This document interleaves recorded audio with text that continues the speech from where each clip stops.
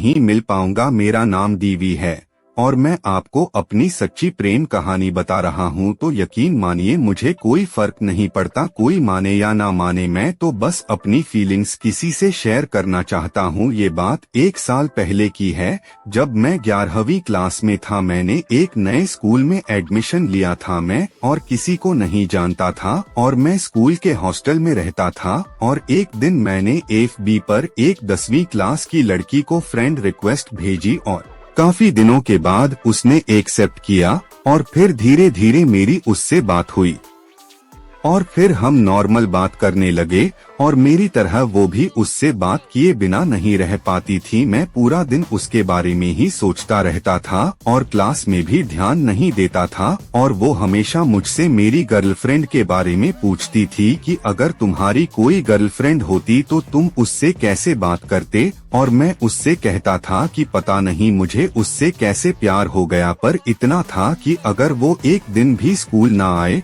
तो मेरा दिमाग खराब हो जाता था। और एक दिन उसने खुद ही मुझसे कहा कि वो मुझसे प्यार करती है और वो मुझसे प्यार करती भी थी, पर उसे ये भी पता था कि मैंने कभी उसे प्रपोज नहीं किया। ये मेरा अहंकार नहीं था, मुझ में हिम्मत नहीं थी दोस्तों, और मैंने भी उसे हाँ कह दिया। और फिर हम कभी कभी मिलते थे और खूब बातें करते थे।